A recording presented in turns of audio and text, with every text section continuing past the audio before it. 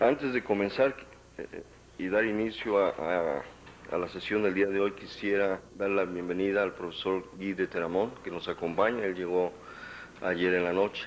Él es de la Universidad de Costa Rica y lo tendremos hasta el fin de la sesión. Eventualmente se nos iba a regresar antes, e hizo un esfuerzo y se va a quedar hasta el viernes.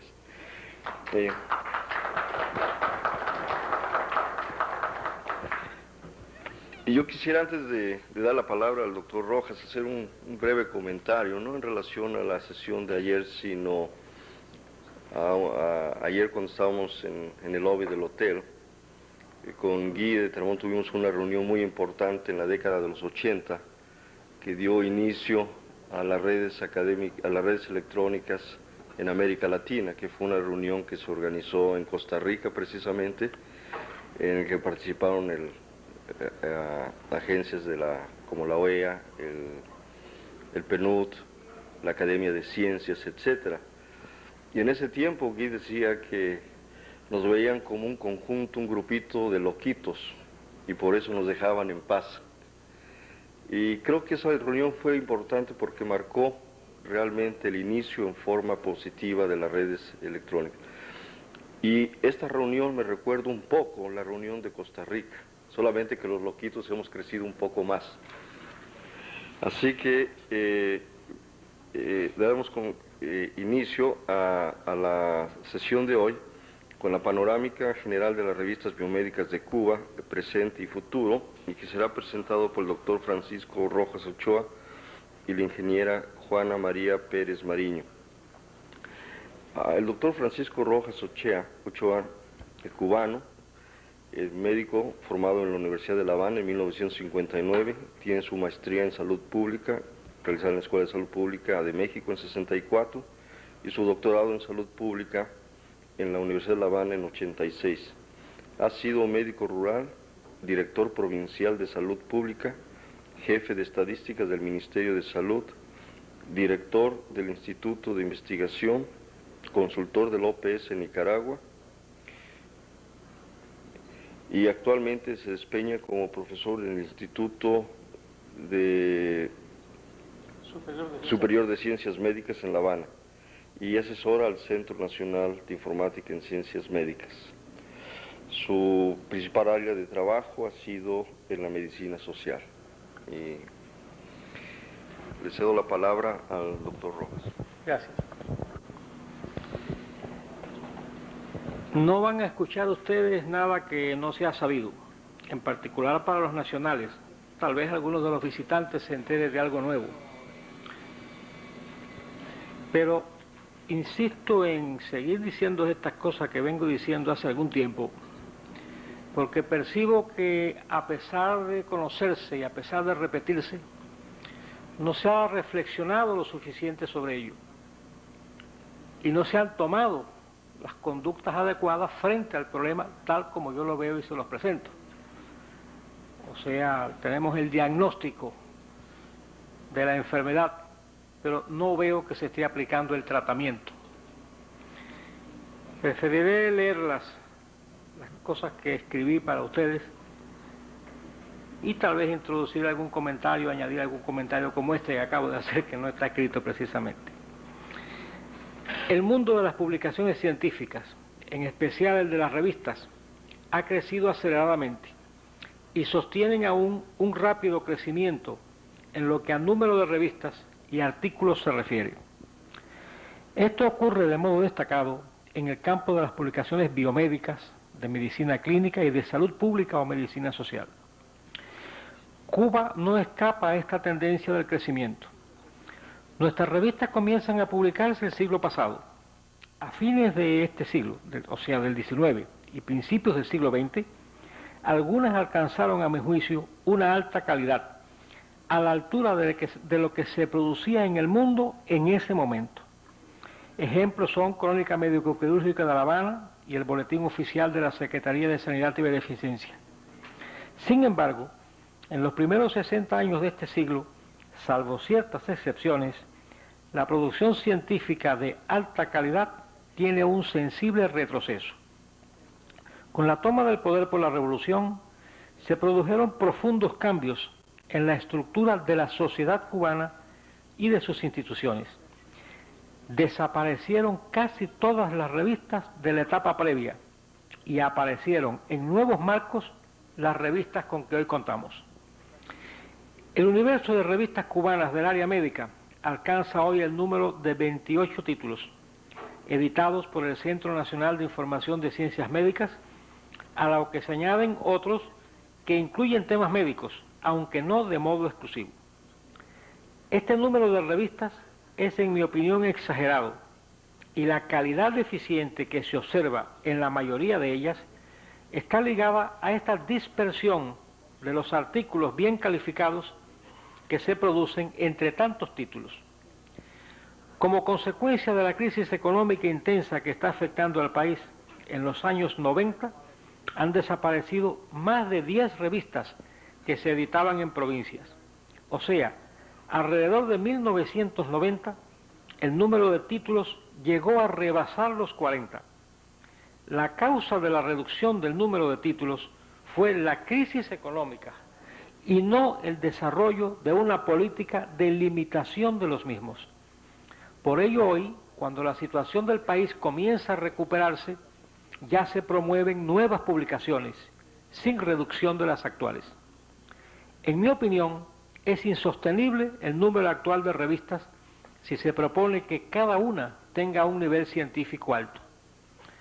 Aceptando una idea de padrón, supongamos que solo se editen 20 títulos, cada uno 4 veces al año, con una media de 10 artículos originales por número. Esto haría necesario 800 artículos de alta calidad. No creo que esto sea posible hoy, ni en un futuro cercano.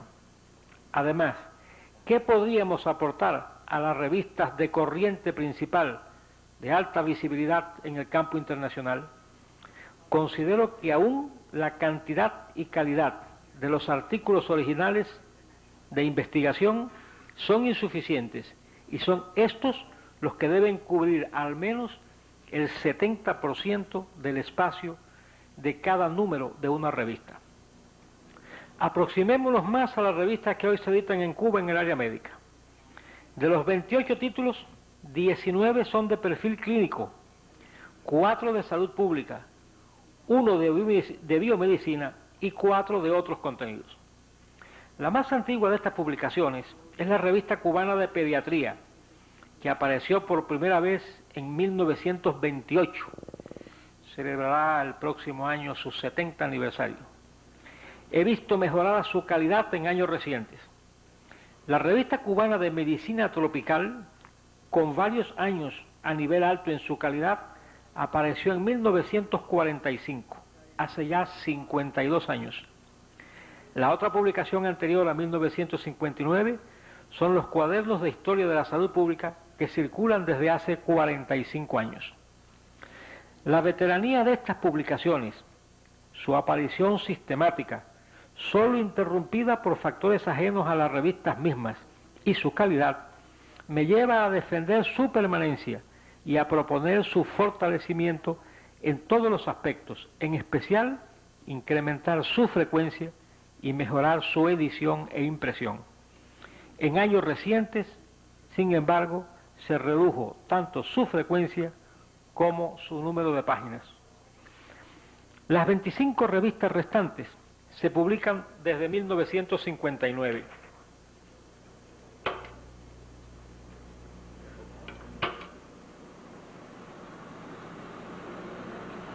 Gracias. La primera de ellas, en el primer quinquenio, fue la revista del Hospital Psiquiátrico de La Habana. Es la primera revista surgida en la época actual. Su aparición según quinquenios fue la que está expuesta en la pantalla.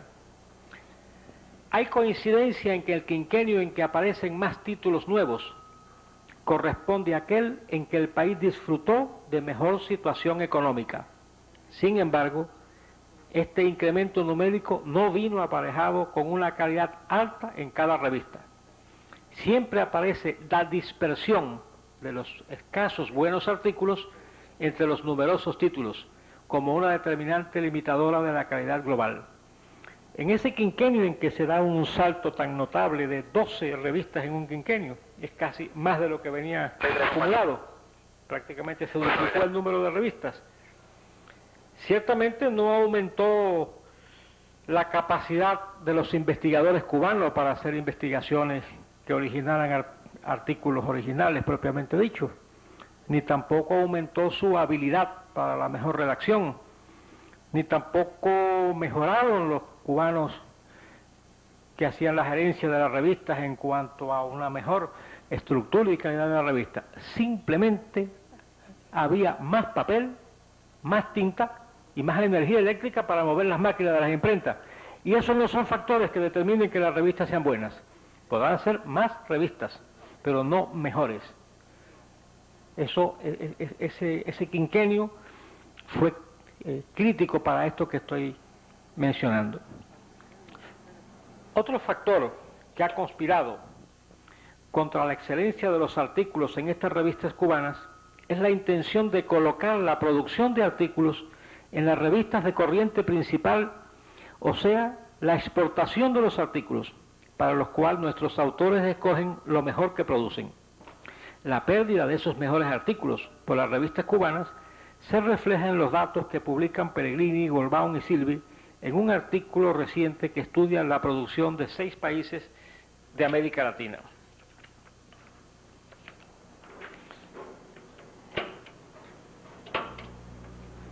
Este es un artículo bastante reciente, probablemente ustedes lo conocen, fue publicado en el primer número de la revista Panamericana de Salud Pública, o sea, el título nuevo del Boletín de la Oficina Sanitaria Panamericana. ¿Qué nos dice en materia de los artículos de autores cubanos publicados en esta revista de corriente principal en los quinquenios que se ven en la pantalla? La cifra de lo publicado crece en cada quinquenio respecto al anterior, incluido el periodo 1988-1992, ya con serias limitaciones económicas para el país. El crecimiento proporcional es mayor respecto a los artículos de perfil biomédico, 392%, que a los de contenido clínico, 218%. En mi opinión, esto es consecuencia del desarrollo y fortalecimiento de los centros de excelencia en el campo de la biotecnología y otras técnicas avanzadas, que ha sido política de alta prioridad en el país, donde tienen una mayor influencia los centros del Polo Científico del Oeste de La Habana, entre los que se destacan el Centro de Ingeniería Genética y Biotecnología, el Centro de Inmunología Molecular, el Instituto Pedro Curie y el Instituto Finlay. Muchos de los artículos que ahí se enumeran son de autores de estos centros. No obstante este progreso, el número de trabajos cubanos en las citadas revistas de élite es bajo. De lo publicado por autores residentes en América Latina, entre 1973 y 1992, solo el 1.9% correspondió a autores cubanos en el perfil biomedicina, 1.3% en el área clínica y 1.1% en el área salud pública. Para el grupo de países estudiados en el trabajo citado, la producción relativa a salud pública es baja, 2.7%, y algo más de la mitad, el 60.7%, es originada en Brasil. La pobreza de Cuba en esta área es notable e injustificada. De los 3 perfiles definidos, el más propicio para escribir mucho y bueno para nosotros es el de salud pública. No obstante, los avances y el nivel del país en biomedicina y clínica es en salud pública donde se han alcanzado los logros más notables, que se sintetizan en el valor de índices de salud y bienestar de la población cubana altamente positivos. Sin embargo, salvo notable excepción, estos resultados no se traducen en publicaciones científicas. Cuando lo hacemos, publicamos en revistas periféricas, cubanas o no. Sospecho que esto se relaciona con una proporción baja de especialistas en este campo con dominio del idioma inglés, además de ser también, dentro de las publicaciones nacionales, los autores de menor productividad. Las revistas extranjeras que incluyen artículos de autores cubanos son principalmente de Europa, 80%. Apenas 14% aparecen en publicaciones de los Estados Unidos. El impacto de los artículos de los autores cubanos, medido a través de citaciones por artículos de un país relativas a citaciones por artículos del conjunto de 6 países analizados, ofrece para Cuba el resultado más bajo, .50. Argentina alcanzó el más alto, 1, seguida de Brasil, .91. Volvamos al panorama de las revistas cubanas. En años recientes, todas redujeron su frecuencia de aparición y número de páginas. Varias de ellas no poseen colchón editorial y demoran su salida esperando artículos para alcanzar a cubrir su escaso número de páginas. Esto la lleva a aceptar trabajos obviamente deficientes. En las 28 revistas analizadas, la frecuencia de aparición la encontramos distribuida así.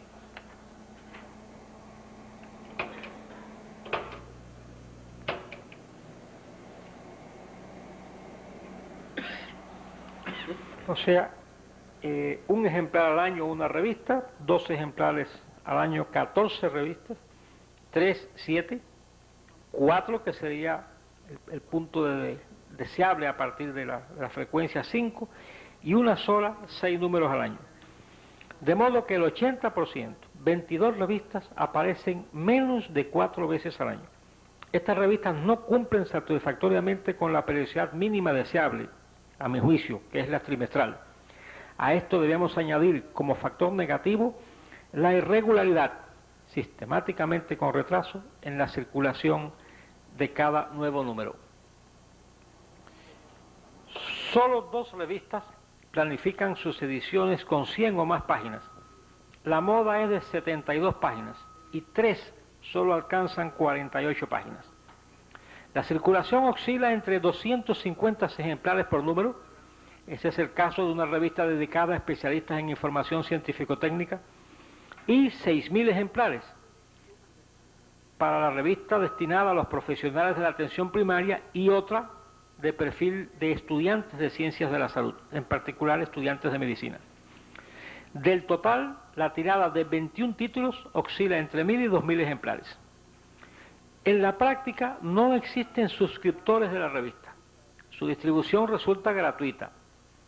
El costo lo absorbe el Centro Nacional de Información de Ciencias Médicas, vale decir, el Estado. Esto lo considero negativo.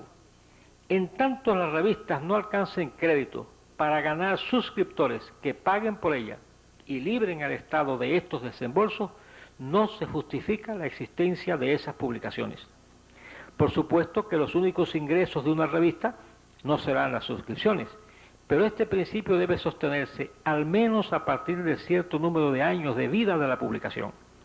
Este debe ser uno de los criterios de viabilidad de una revista, su número de suscriptores. Sin duda, es pobre la motivación de los lectores para suscribirse a nuestras revistas, por los numerosos factores que limitan la calidad de las mismas que hemos venido señalando. Igual falta de motivación se percibe en autores, árbitros y otros actores del proceso editorial. Es necesario abordar este aspecto del problema, no necesariamente subordinado a la estimulación económica. Un ejemplo de estímulo necesario es el relativo a los árbitros, que trabajan anónimamente, sin que al menos periódicamente se den a conocer sus nombres y se destaque la importancia de su trabajo. Nuestras revistas tienen una baja aceptación para inclusión en los sistemas de referencia indizados. De las 28 revistas examinadas, 23 se incluyen en LILACS, 17 aparecen en Ulrich, solo 3 en Medline y Excerta Médica, 1 en Indes Médicos y en Indes Médicos Latinoamericanos. De estas publicaciones, 3 no se incluyen en ninguno de los sistemas.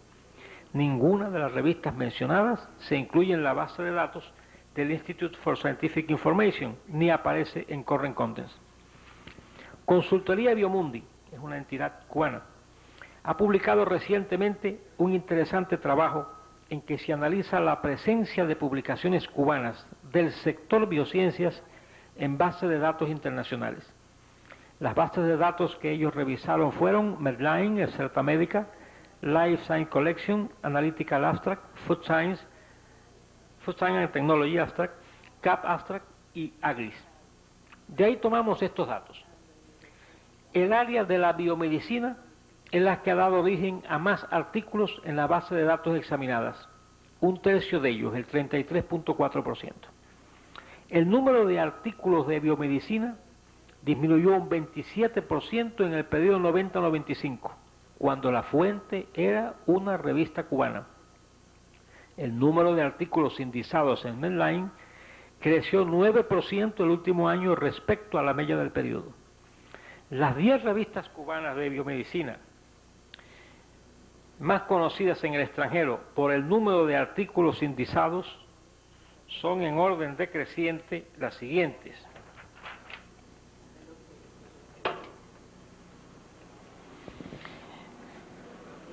Biotecnología aplicada, Revista Cubana de Farmacia, Revista Cubana de Alimentación y Nutrición, Revista Cubana de Medicina y Oncología, Revista Cubana de Pediatría, Revista Cubana de Investigaciones Biomédicas, la de Higiene y Epidemiología, la de Medicina Tropical y la revista del Hospital Psiquiátrico de La Habana.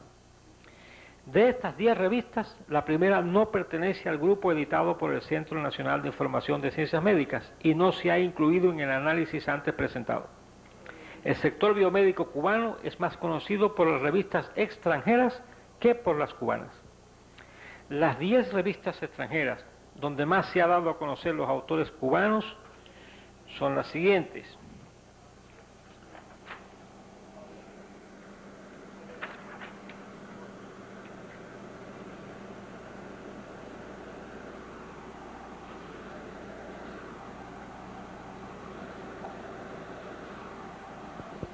Parece que sí.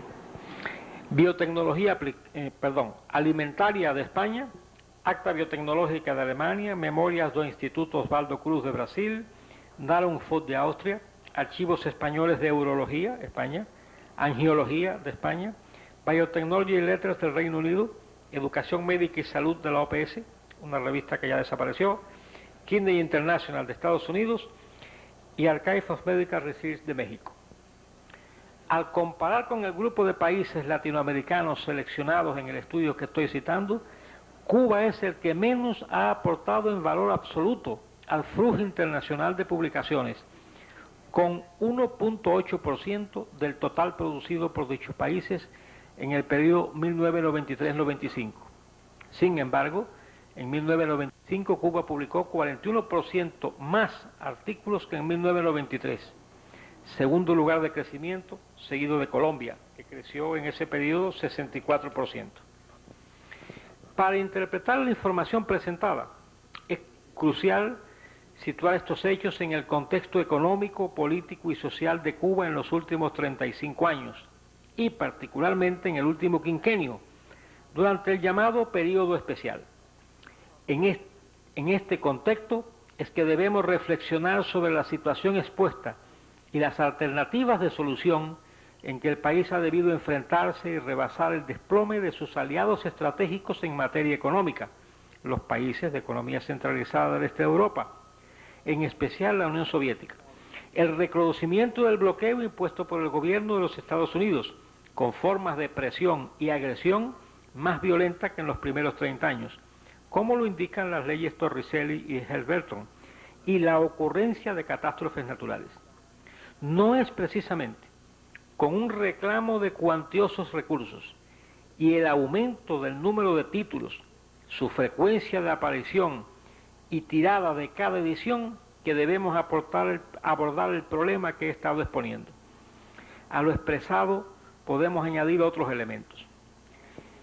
Coincido con Padrón en que la calidad de su contenido constituye el elemento más importante de la calidad global de una revista. Otros factores adicionales a los mencionados que limitan la calidad de las revistas bajo análisis son la ausencia de un colchón editorial de calidad y abundante en artículos. Las revistas no cumplen su cronograma de salida. Dejan de editarse números anunciados. La estructura interna de algunas revistas es obsoleta o no existe. Algunas revistas no reúnen requisitos para ser admitidas en bases de datos. La mayoría de las revistas no tienen una política editorial definida. el sistema de arbitraje no existe o es débil, no se realiza mercadeo. Tal vez algunos de mis compañeros de trabajo digan que exagero cuando hago estas afirmaciones en esta forma. Sí, exagero. Exagero porque reitero e insisto. Algunos compañeros que leyeron esto antes de yo leérselos a ustedes me dijeron: repites demasiado, que el número exagerado de revistas es lo malo. Sí, repito y no me canso de repetir. Me acuerdo de aquel asunto de que la gota de agua orada una roca si es persistente, porque no obstante las muchas veces que esto se ha dicho, todavía hay un alto número de revistas. Por eso exagero y reitero. Todo esto está condicionado y agravado por el número excesivo de publicaciones. Al respecto, Krauskopf y Vera afirman que, por ello, sin contemplaciones, debería evitarse la proliferación de revistas donde el proceso de autentificación de los hallazgos que se comunican son un remedio y fingimiento de rigurosidad.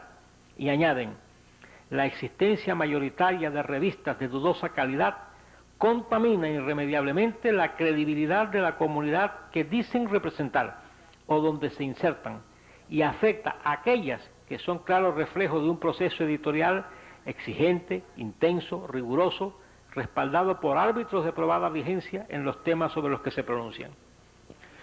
Un remedio a la proliferación de revistas es su integración o fusión, para lo que puede partirse de la afirmación de Padrón, que reconoce consenso de que lo último que necesita la comunidad científica internacional en estos momentos es una revista científica. La tendencia a la fusión no es solo de los subdesarrollados o pobres, también lo es en ocasiones del primer mundo, donde suelen prevalecer intereses económicos. Al parecer, esto es más difícil entre latinoamericanos y cubanos. Entre nosotros ya se ha propuesto, pero hasta ahora sin resultados. En tanto esto no se haga, no mejoraremos de modo sustancial la calidad de lo existente. En uno de los artículos que yo he estado citando se pone de ejemplo cómo en Europa se han ido reuniendo gente de distintos países y han empezado a aparecer los European Journal of tal cosa o tal otra o tal otra. Y recuerdo hace tiempo que no la tengo en las manos, pero la primera vez que leí revistas en que escribían los nórdicos, los escandinavos, eran los archivos escandinavos de anatomía patológica, escandinavos de tal cosa, los escandinavos de tal otra. Y ahí estaba junta la producción de 3 o 4 países. La proposición de fusión parte de lanzar tal vez una revista nueva. Cometeríamos de nuevo el pecado original. Pero de perfil amplio, interdisciplinaria, que no existe hoy. Al calor de esta iniciativa se dejarían de publicar las más débiles, algo más de 10 de las actuales por lo menos.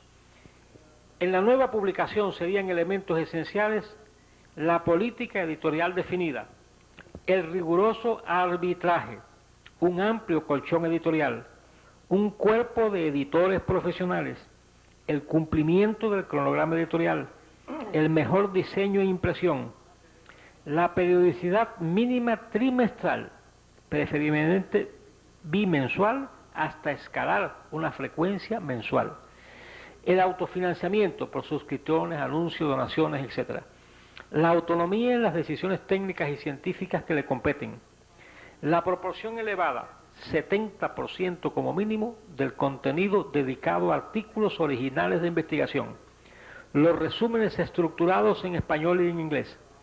La aplicación de las recomendaciones del Comité Internacional de Editores de Revistas Médicas.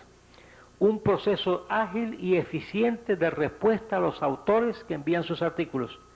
La aplicación cuidadosa de criterios éticos. Lo dicho aquí para esta revista que se propone, como parte de una política de reducción del número actual de títulos, son criterios que deben aplicar todas y cada una de las revistas. En la estrategia de fusión o integración es pieza fundamental la evaluación de las revistas existentes por un comité independiente, aunque dándole participación a los evaluados. Es recomendable al respecto el estudio del artículo La evaluación de revistas biomédicas mexicanas del Centro Nacional de Información de Documentación sobre Salud. Lo tomé de una publicación del Hospital General de México. Ahí hay una excelente propuesta de cómo evaluar una revista. Hemos hecho ensayos en Cuba y nos funcionó muy bien. Ese artículo es del 94, creo que tiene plena vigencia. Una evaluación rigurosa es el mejor método para decidir qué revista debe mantenerse. En este trabajo he citado artículos y se utilizan datos de estudios cuantitativos de la literatura científica médica realizados a partir de bases de datos muy conocidas, como las del ISI, Institute of Scientific Information. Estos instrumentos son pertinentes y ayudan a conocer el problema que confrontan nuestras revistas en el contexto internacional. Pero el trabajo con esas bases de datos y los índices que producen debe interpretarse con cautela por las limitaciones metodológicas que los afectan, bastante divulgadas. Al respecto, las advertencias de Spinac deben ser tenidas en cuenta. Él nos dice: considero preocupante que para diseñar una política científica en América Latina se parta de una visión elitista de la empresa científica y se hagan ciertas interpretaciones de los análisis cuantitativos. Y añade: conviene evitar que en América Latina y el Caribe sigan aflorando intempestivamente análisis que copian procedimientos foráneos sin hacer las adecuaciones socioeconómicas o institucionales pertinentes. Hasta aquí lo que yo quería decirles sobre el panorama actual de las revistas biomédicas cubanas y avisorar cómo podríamos mejorar para el futuro. No toco el tema de revistas electrónicas, que lo hará la ingeniera Juana Pérez a continuación. Gracias.